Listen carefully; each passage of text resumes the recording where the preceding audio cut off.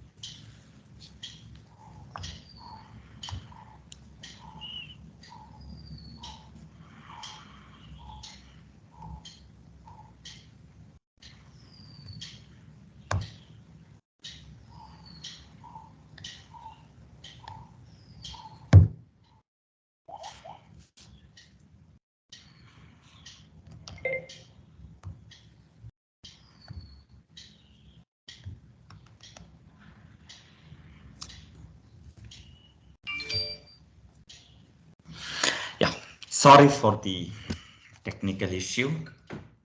Really, sometimes these devices are unpredictable.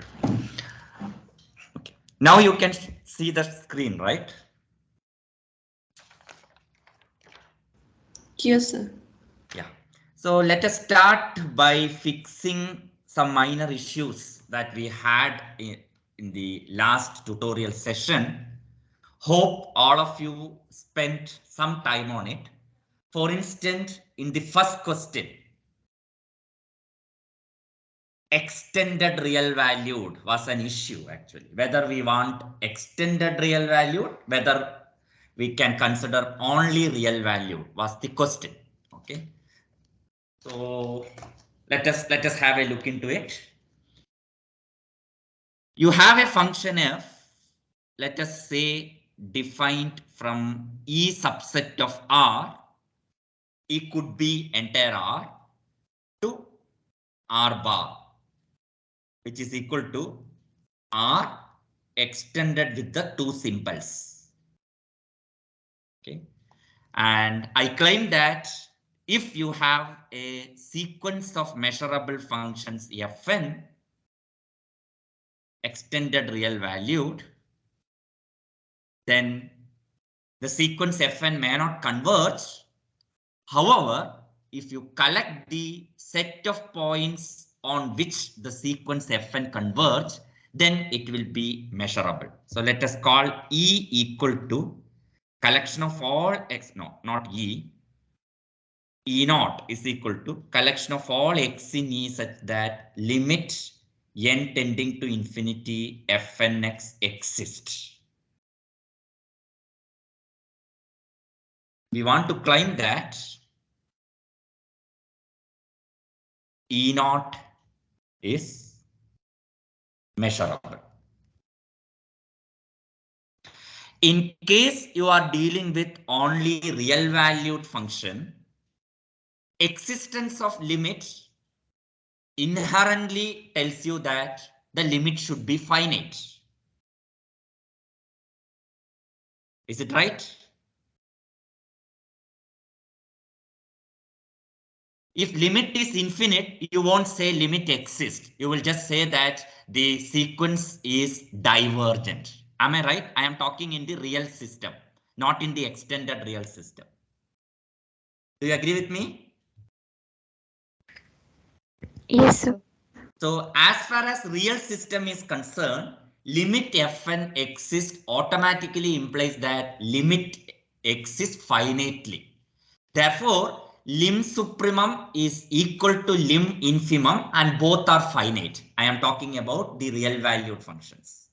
Okay. So whatever we did yesterday works well for real valued function. What we did, we considered limit infimum n tending to infinity fn x and lim supremum n tending to infinity fn x. Okay. I don't remember the name that we have given for this. Let me call it as g and h possibly. G of x and h of x. Okay. And if you want to consider only points where limit exists, then g of x and h of x exist finitely as far as real valued functions are concerned. Therefore, you can talk about their difference and so on. Okay. Now, in case the lim sup or lim inf become infinity or minus infinity, okay, then you won't say function converges in the real case. However, in the extended real valued case, even if the lim sup and lim inf both becomes infinity or both becomes minus infinity, then also we can call that lim fn exists. So we have to consider only those two cases. This I told you yesterday. Please try to consider the other cases separately. So what are the cases that we have to consider? Now, let me write. If lim inf n tending to infinity fn x is equal to lim sup n tending to infinity fn x and both are finite, we are done. Both are finite, we are done.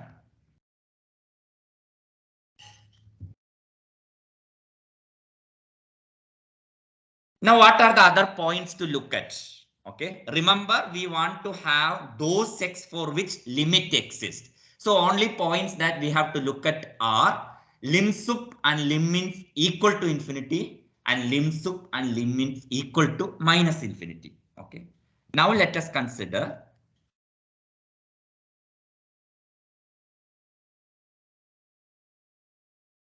let me say collection A equal to collection of all x such that lim inf fn x is equal to infinity and lim sup fn x equal to infinity. This is one case in which you can have limit exist in the extended real value without being finite. And another possibility is this.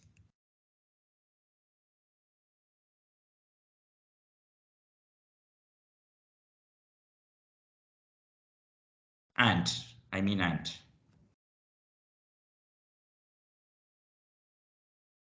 That's it. These are the two cases we have to separately consider.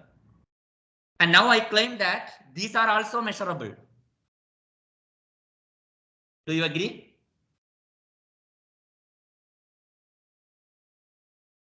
Do you agree that g of x equal to limit inf n tending to infinity fn x is a measurable function irrespective of whether it is a real valued or extended real valued?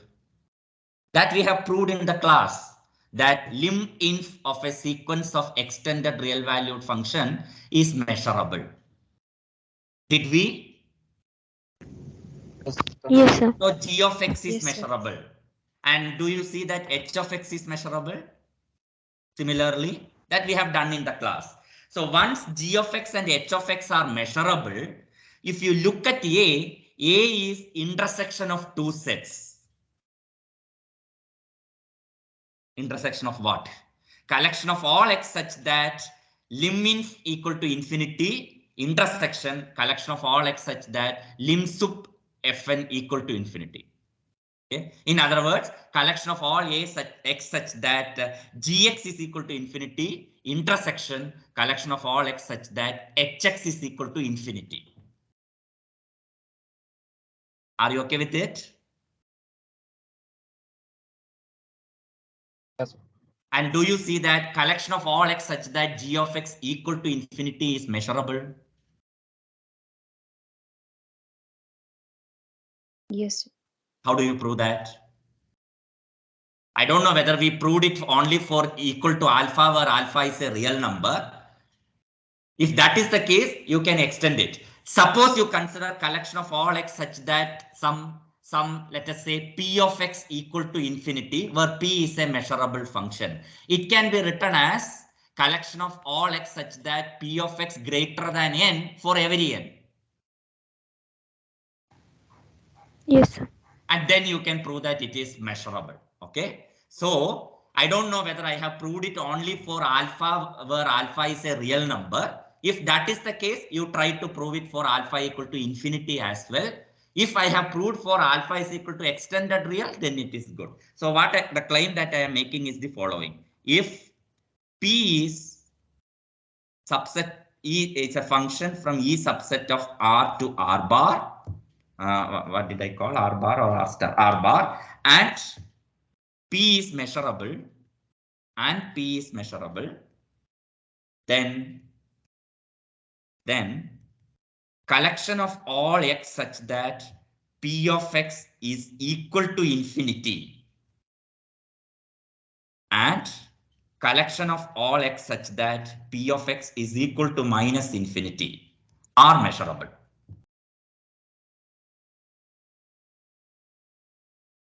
Or simply I can say collection of all x such that P of x is equal to alpha is measurable for any real number alpha, and also the extended symbols infinity comma infinity for every alpha in R bar. Okay. So I don't know whether I have proved it only for alpha finite real value or I have proved it for alpha extended real. I don't know really. You can look into the notes, but it is not hard to prove it for infinity and minus infinity. Okay. So you Now have proved for extended. Pardon? So you have proved for extended real numbers. I have proved it for extended real. So doesn't then it's straightforward. Therefore, I can see that A is intersection of two measurable set. Now, A is equal to collection of all x such that lim inf fnx is equal to plus infinity intersection set of all x such that lim sup fnx is equal to infinity. And now lims inf and lim sup takes the role of P, where P is measurable, and we are done. Okay. And hence measurable, and hence A is measurable. Similarly, B. And in fact, this is the common thing. Whenever you want to prove something for extended real value, first we consider when it is finite, and this infinity and minus infinity case we should consider especially. That's it. Okay. So somehow we missed to consider this special, though I have made a passing remark that you may try it considering separately. Okay. Now is it okay?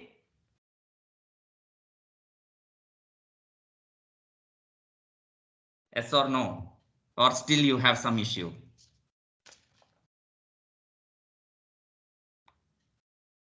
Nobody is there or what? Is it okay now? Yes, sir. Whether it is Yes, extended real valued, whether it is real valued, really doesn't matter. Okay. But one thing that you should take care is that we are concerned with only those points at which limit exists. Therefore, lim sup should be equal to lim inf. Whether it is plus infinity or minus infinity or finite doesn't matter, but both should be equal. One lim sup equal to infinity and lim sup equal to minus infinity, we don't have to consider. Okay. Now, similarly, we had a small issue in problem 2. In fact, problem 2, I should state properly. The statement that I have given is not really, self-contained. It's vague. Show that monotone functions are measurable. I should say, let f be a function from E subset of R to R. E measurable. E measurable subset of R.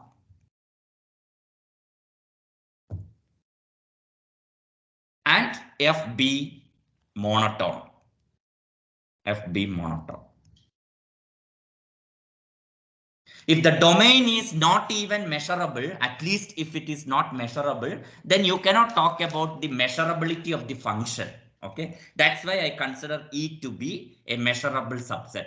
Need not be interval. Interval is only a special case. Okay, so the domain E need not be an interval, but it should be measurable. Okay, for interval, we have already proved yesterday. Yes or no? Yes, Yes, sir. Yeah. Yes, sir. But now I am going to reproduce the proof. There is really no need to worry about whether E is an interval or not. I am just polishing the various inputs I got yesterday. Some people were saying online itself, and one or two has emailed me as well. So I am just polishing those arguments. Okay. Now let us consider F to be monotonic increasing. Consider F as a monotonically increasing function. Similar treatment you can give for monotonically decreasing.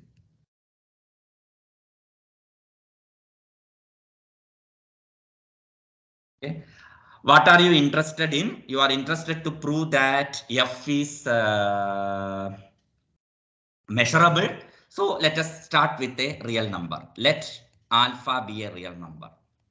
And let me consider this set. A is equal to collection of all x in the domain where domain is measurable, such that f of x is greater than or equal to alpha. Somehow I have to prove that A is measurable. To prove that A is measurable.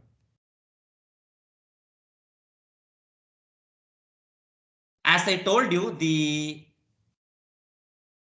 rough understanding is that whenever a point x is in A and y is greater than or equal to x, y also will be in A, because fy is greater than or equal to fx. Therefore, if fx is greater than or equal to alpha, fy will be greater than or equal to alpha. So that's the rough idea. But now let us polish this. Now what I will do is I will identify E. I will identify E, not exactly as an interval, but as interval intersection E. This somebody was telling yesterday. Okay. Now, if A is null set, there is nothing to prove. If A is null set, A is measurable. So let us also assume that A is not null set. And you can see by the very definition that A is bounded below. Do you agree? Is A bounded below? No. Yes or no? Sir. No, if you don't want to consider bounded below, doesn't matter. You can see that the minus infinity can be treated as the lower bound. I mean infimum. Okay. So in any case, I am going to write A is equal to infimum of A. Okay. And my claim is that this I will not prove. I have proved, but I am giving you as a exercise. A is equal to E intersection A infinity, or A is equal to E intersection close to A infinity. Okay. This is my claim. I will give you a hint how to proceed. It is just computation. But suppose I have this claim, then do you see that A is measurable? Suppose I have this claim, then do you see that A is measurable? Yes, sir. Yes. Because E is measurable and intervals are measurable. Yes.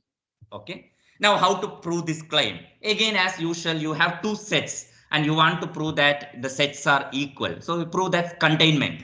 First, you prove that A is contained in E intersection A infinity. That is clear. Clearly, X element of A implies X is in E, that is by definition of A. And further, A is infimum of A. Therefore, if X is in A should be less than or equal to X, or X should be greater than or equal to A. Depending upon whether infimum will be a point in that set or it will not be a point in that set, this will be strict inequality or inequality. Do you follow? Yes, sir. A is infimum and X is a particular member in A. Therefore, X will be strictly greater than A or X will be greater than or equal to A. That depends whether that infimum is a point in the set or not point in the set. Anyway, I can write X is greater than or equal to A. Okay. So if X is strictly greater than A, I can say that thus A is contained in E intersection A infinity or E intersection close to A infinity. Now you want the converse part. Now let X is in, that I am not going to write detail, E intersection. Let me consider this A infinity. Similarly, you can prove what happens if A is closed.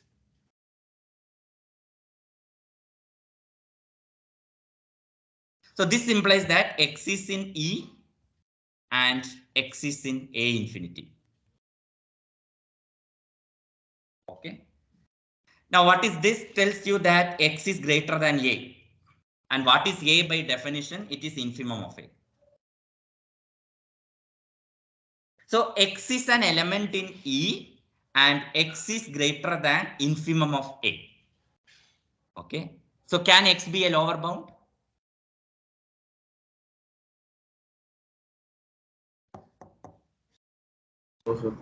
Of A. Can X be a lower? X is greater than greatest lower bound. So X cannot be a lower bound. Okay. Now apply the definition of infimum. Apply that. That means X cannot. Now apply the fact that X cannot be an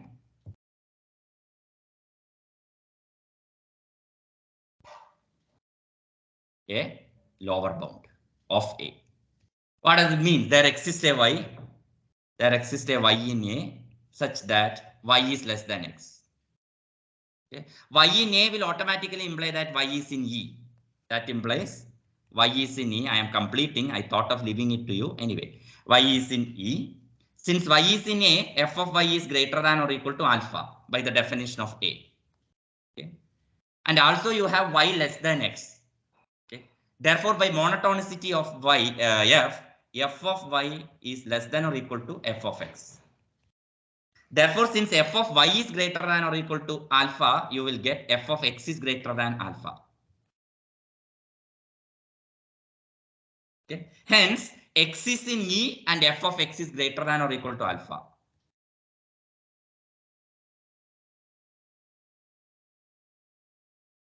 And that will imply that X is in A. Okay. So whenever X is in E intersection A infinity, X is in A. Therefore, E intersection A infinity is contained in A. Now see what happens if you consider E intersection close to A infinity. That is not hard to prove. So thus, A will be equal to E intersection A infinity, or that or is coming because I don't know whether this A will be finite or not. A can be minus infinity as well. A infinity. And also I don't know whether the infimum will be a point in that set or not.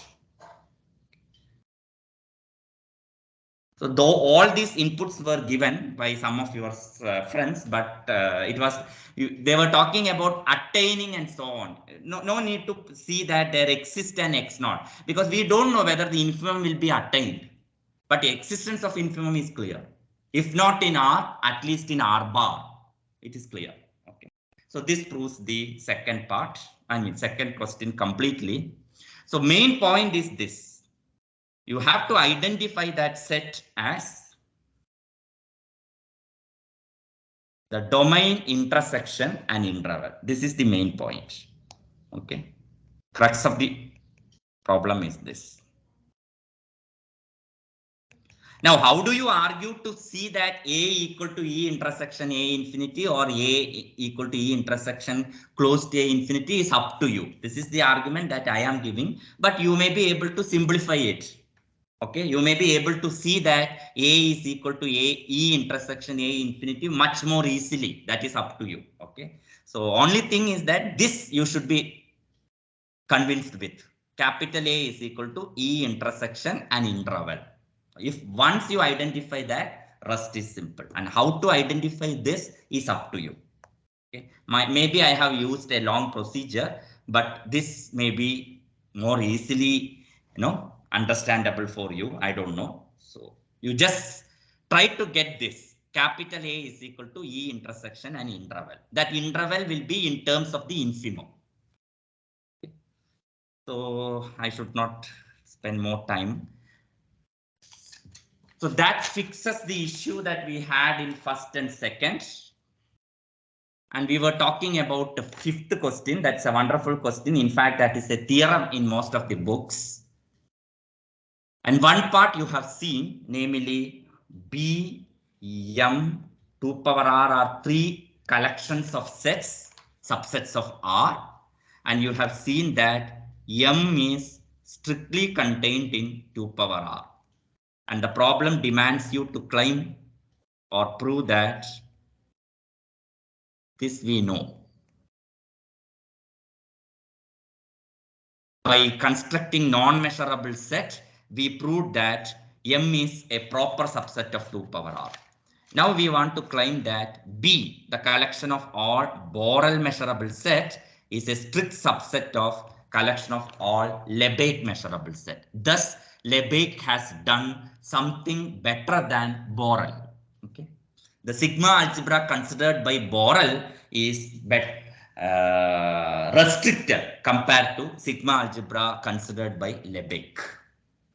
Now, how do I do that? For this, as a warm-up, I started with ternary expansion, decimal expansion, etc., etc., binary expansion. I talked about n-ary expansion of an element x in 0, 1.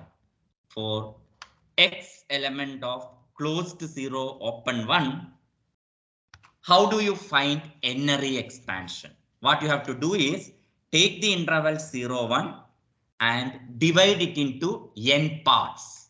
If you want decimal expansion, you divide into 10 parts. Okay. Identify which subinterval this x lies. There will be a unique subinterval in which x lies. Because of the way in which we have written the interval, there is one and only one subinterval in which x lies. Identify that. Then again subdivide that interval into 10 subintervals and so on. This is how you will find the decimal expansion. Okay. Can you recall? I was explaining through maybe 1 by 4, I think. Take x is equal to 1 by 4. Then I can divide this into 1 by 10. This is why I am considering one side open and one side closed so that I can uniquely determine 9 by 10, 1. And 1 by 4 lies in which interval? This one. 2 by 10, 3 by 10.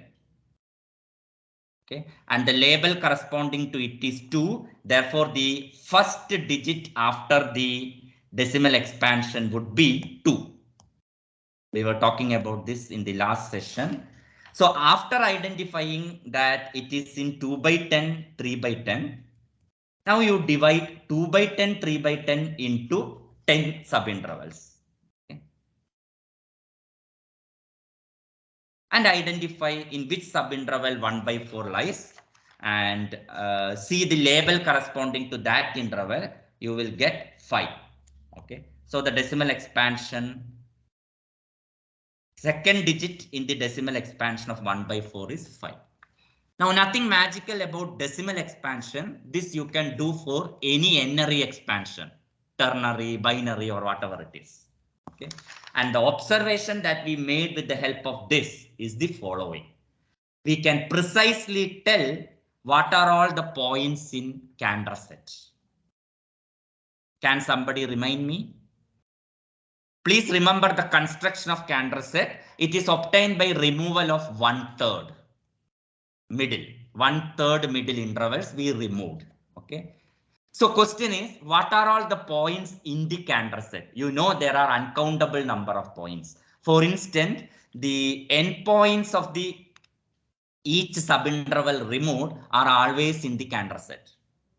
So there are some points in the Candra set. In fact, there are uncountable number of points in the Candra set. And if you want to precisely describe it, you can use the binary expansion or ternary expansion, not binary, ternary expansion. So can somebody tell me what was our last observation, takeaway message? Candra set consists of?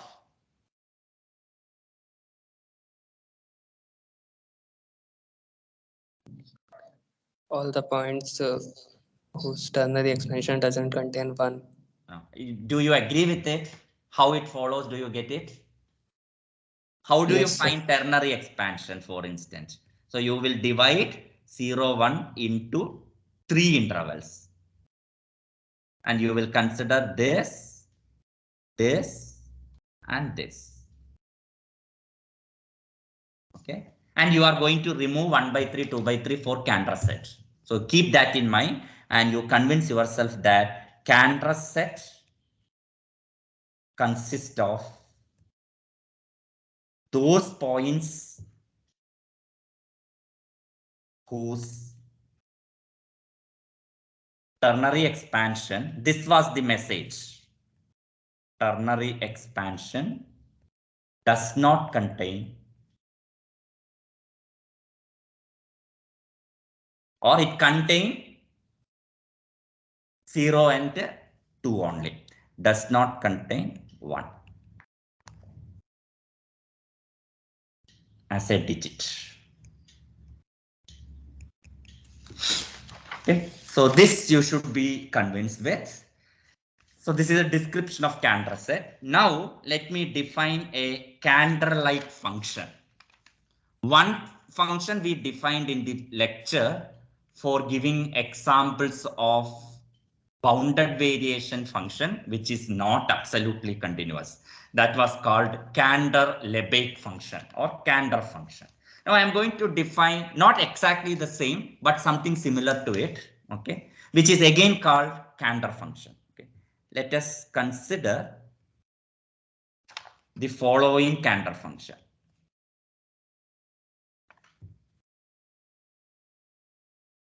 I will put Cantor function in quotes. You don't confuse it with the Cantor-Lebesgue function we defined.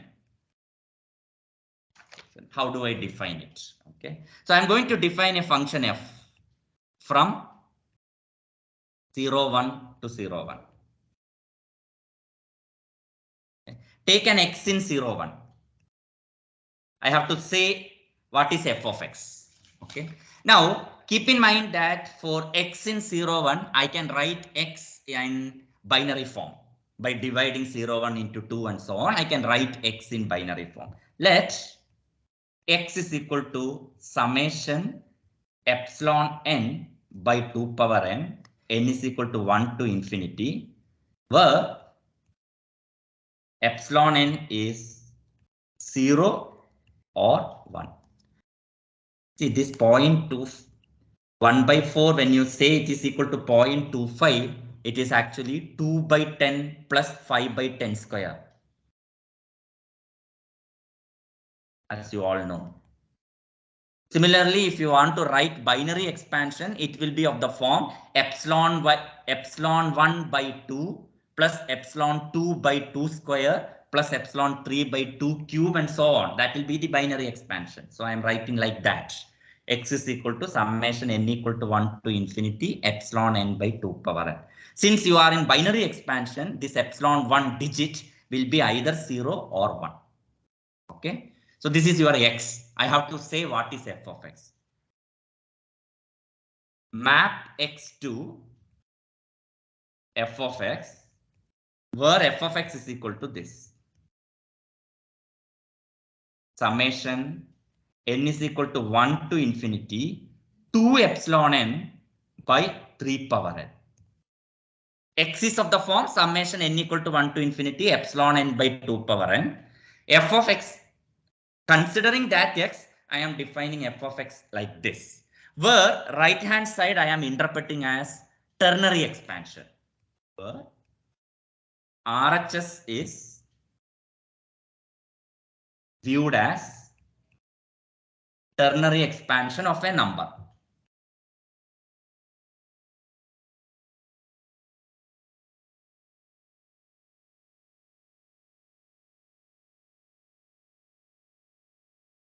Can you say something about f of x? Obviously, you have viewed it as ternary expansion. Does that ternary expansion contain 1 as a digit?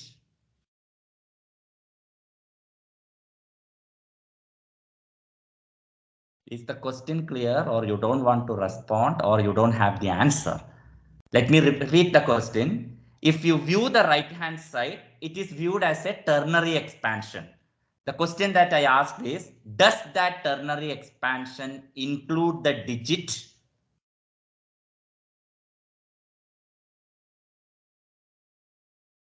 So it's 1.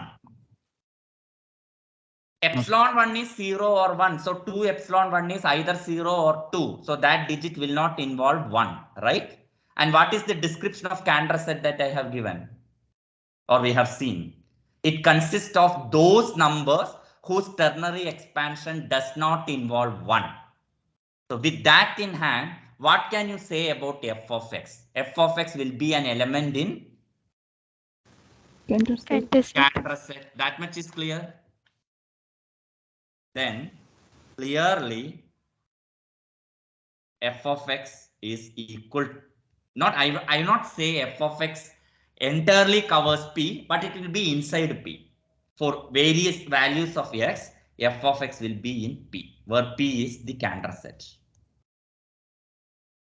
I will not say f is a function to p, onto p, that I won't say, but it is into p, okay, where p is the Cantor set.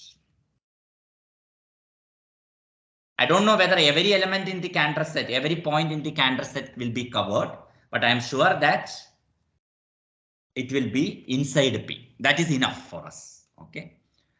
Now I claim that this function is f, that I considered is measurable. Okay. I will not prove it. Note that f is measurable. And one way to achieve it is as follows. You see that f is equal to, f of x is equal to summation n equal to 1 to infinity 2 epsilon n by 3 power n. If I can prove that epsilon n as a function of x, remember epsilon n depends on x. Epsilon n as a function of x is measurable, then I am done. Okay. So this follows. Note that this follows by noting that epsilon n of x is a measurable function. What is epsilon n actually? For each x, epsilon n is the nth digit in the binary expansion of x. Take x, put it in binary form and select the nth digit. That selection process will give you a measurable function that you have to observe. I am not going to give the details. Those who are interested can see D Bara, measure theory by D Bara. Reference D Bara. So let us assume for the time being, or let us accept that epsilon n is a measurable function of x. Therefore, f of x will be measurable. Okay, that part is done. Further, another observation about f is the following. F is 1, 1. That is easy to prove. Assume that f of x is equal to f of y. Remember that f of x and f of y are interpreted as the ternary expansion of some number. And suppose they are both equal, then you will see that each digit will be same because we have only unique ternary expansion as far as our definition is concerned. And from that, you can prove that x is equal to y. So fx equal to fy implies x is equal to y. That will give you that f is 1, 1. Again, I am not writing the detail. So the main thing that we want is measurability and one-oneness, and also the fact that f is mapped into the Cantor set. The outputs are inside Cantor set. Okay, so these things you remember. Now what I want to prove is that b is not equal to f. Okay, I am going by contradiction. Suppose the collection of all Borel sets and collection of all measurable sets are same. B is equal to M, suppose. Now we have solved a problem number 4. If F is a measurable set, fourth question, there is a mistake. Nobody has pointed out. F from R to R be a measurable set. It is not measurable set, measurable function. So f from R to R is a measurable function and B is a Borel set. Then f inverse B is a measurable set. Okay. So let me also write that. We have proved that.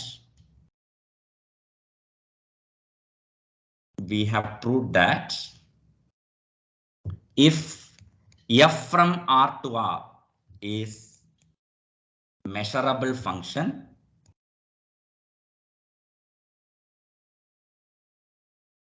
it is not set, measurable function. In the problem number 4, I have written it as set. Then for every Borel set B, f inverse B is measurable.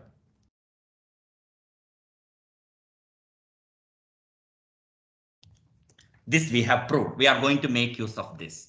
Please note that the Cantor function that I have considered is a measurable function. Okay.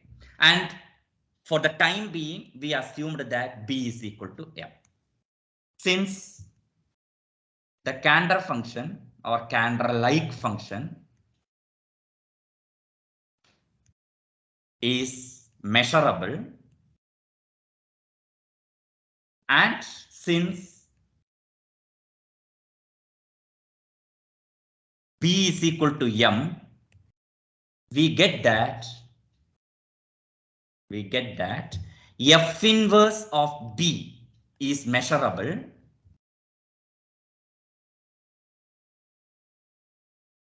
for every measurable set B.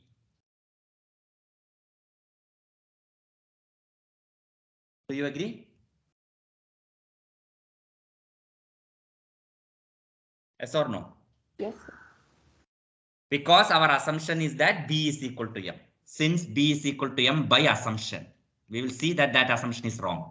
Okay.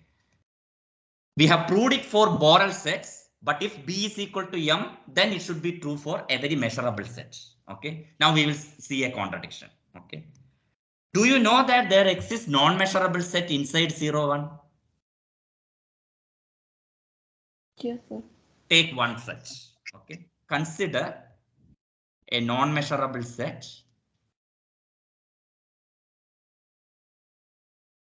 V in 0, 1. Opening 1 does not affect the construction of non-measurable set. Okay. And let me consider B equal to f of V. Okay. B is equal to f of V. Now I claim that B is measurable. Can you tell me some reason for it? Where is f of x lies? For any x, f of x is in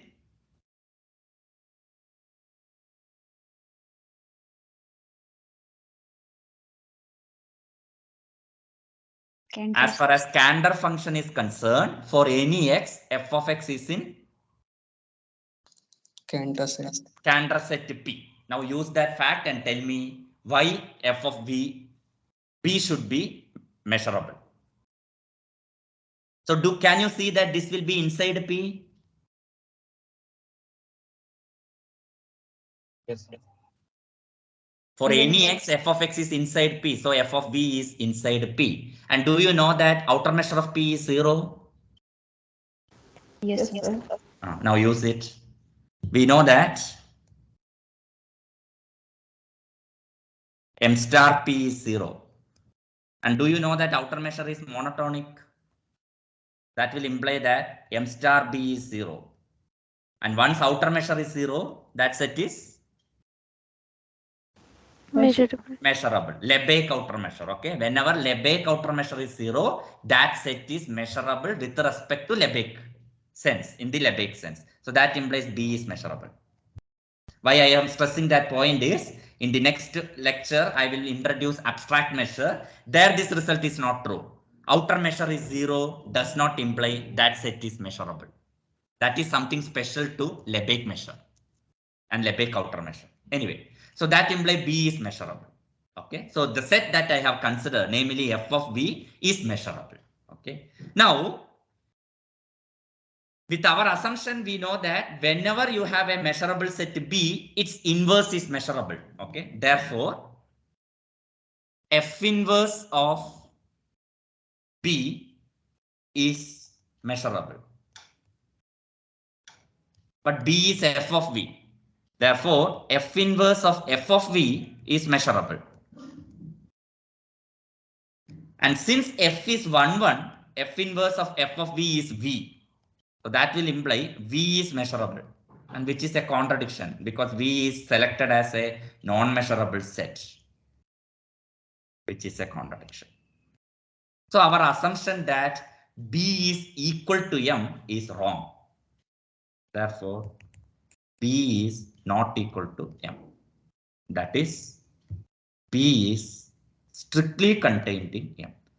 So I have proved that B is strictly contained in M, not by giving you an explicit example of a measurable set M, which is not Borel measurable, but using the concept of measurable function.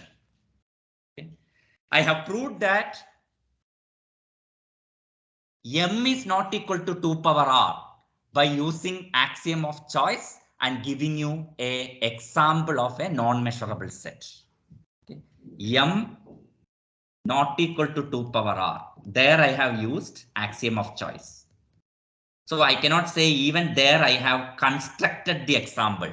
Once the construction involves axiom of choice, it is just not a construction. It is just an existence. Okay. So I have proved that there exist subsets of R which is not Lebesgue measurable using axiom of choice. And I have claimed that B is not equal to M using concepts of measurable function.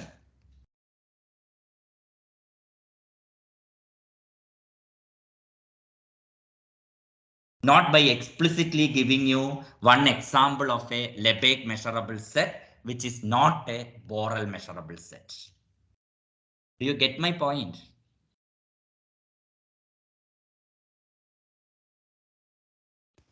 Yes, sir. This is why when I introduce 3 classes, B, M, and 2 power R, I told that B is not equal to M, I will postpone because at that juncture, I did not introduce you measurable function.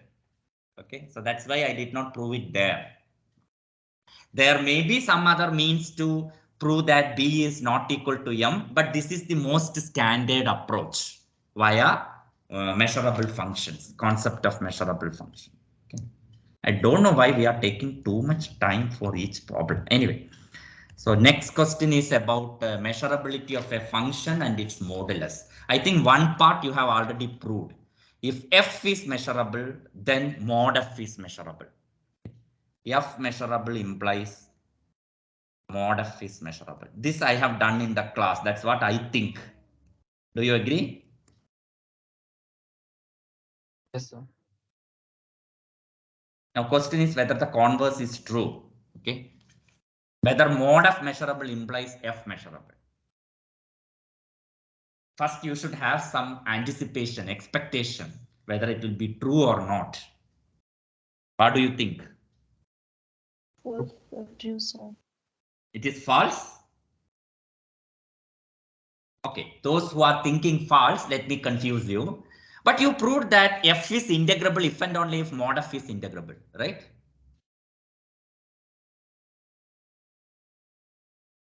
Yes or no? Sir. Yes. And measurability is a basic condition for integrability. Yes. Yes, sir. So Yes, are we sir. making something wrong? If your claim is false. Sorry, if your claim is true. You told that there are functions for which mod F is measurable, but F is not measurable. And in fact, it is true. Okay. So let me complete that example and then go back to my question. Okay. Converse is not true. That's not hard to construct. Converse is not true. That is, mod F measurable does not imply F measurable. That is easy to construct. Okay. So you want a function which is non-measurable. And you know the easiest way to construct a non-measurable function is to use Characteristic function. or use non-measurable sets, right? Yes. So instead of characteristic function, I will slightly change because I want mod F to be measurable. Okay. Consider E subset of R. E is non-measurable. I want to construct a non-measurable function. So I am seeking help of a non-measurable set. Consider E subset of R. E is non-measurable. Okay. Now let me consider f of x is equal to 1 x element of E, and it is -1 when x is in E complement in R. Okay. Then what is mod f? Then mod f is 1 constant function and hence measurable. And hence measurable.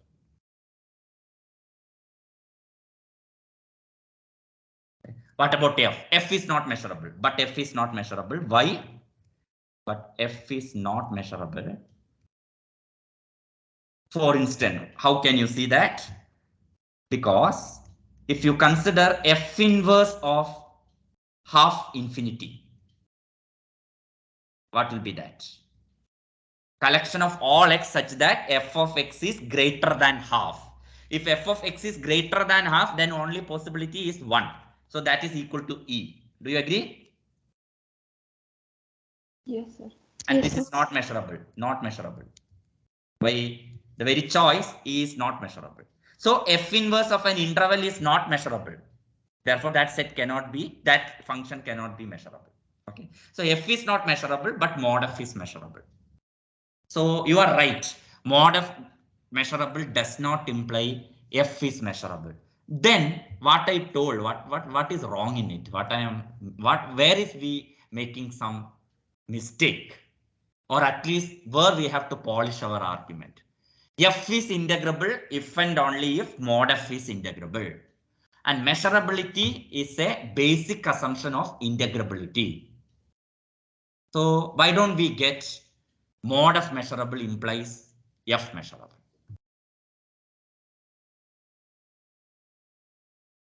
Okay, I think this is a food of thought. You please think over. Okay. You please think over.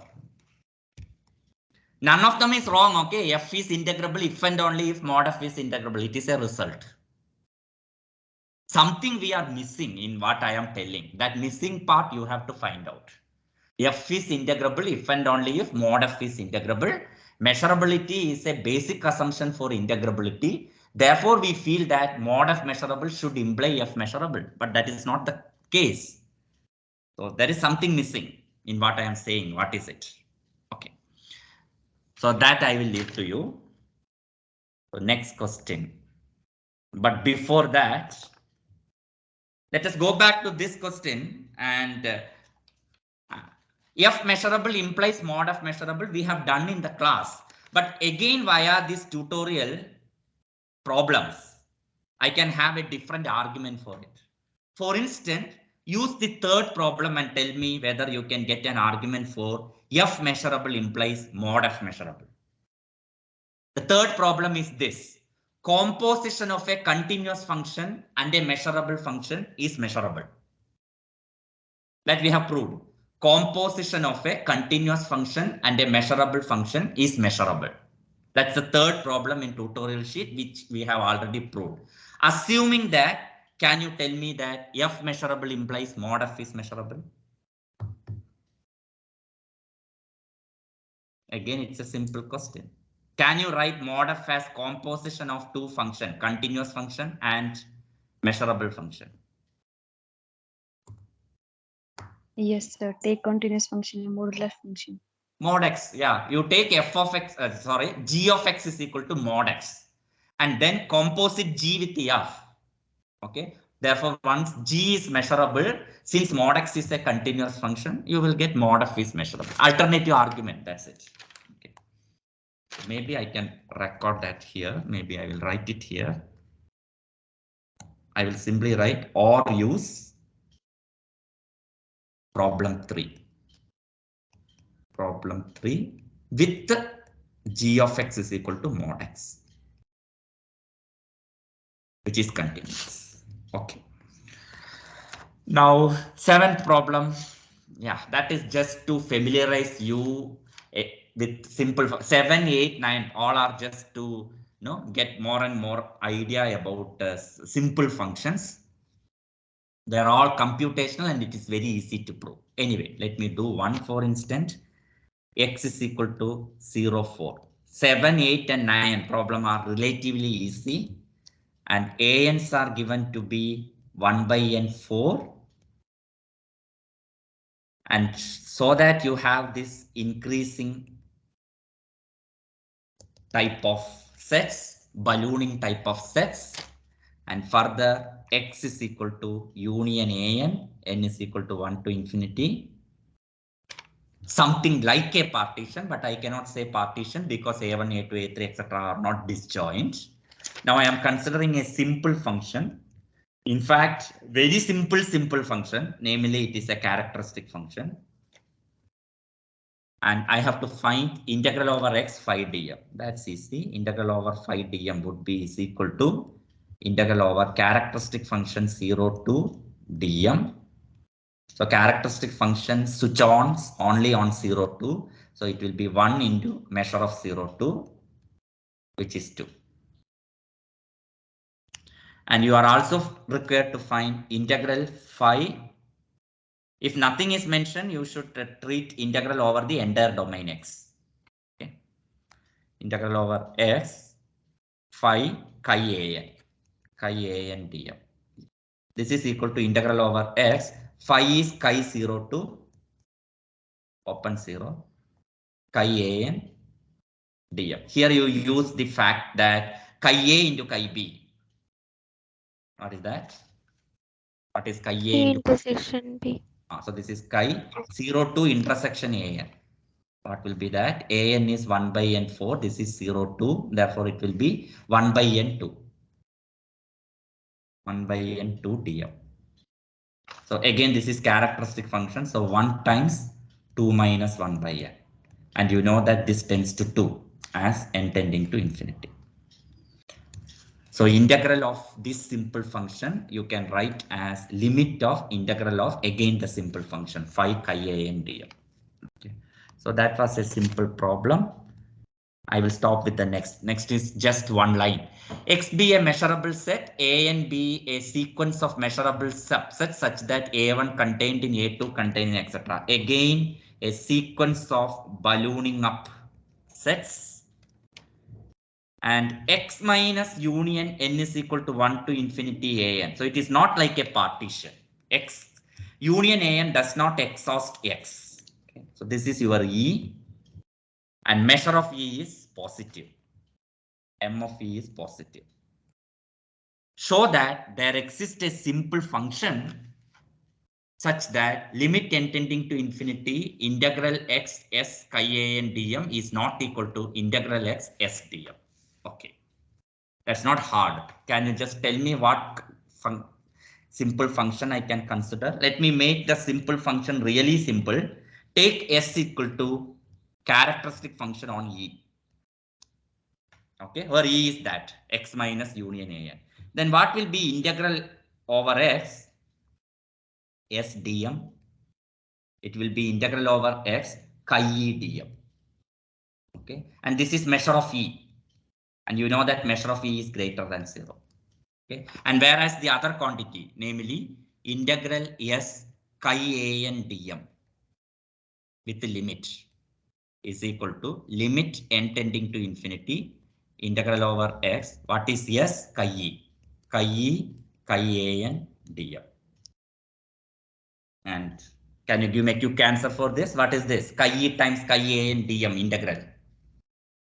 Remember E definition. E is x minus union a n. So there is no intersection between E and a n. Yes or no? Yes, sir. Therefore, this will be 0. E is x minus union a n. So there is no intersection between E and a n. Therefore, this integral will be 0 for each n. Therefore, limit also will be 0. Limit n tending to infinity 0. Okay, that is equal to 0. Therefore, limit is 0, but integral is not 0. Okay, I will stop with this.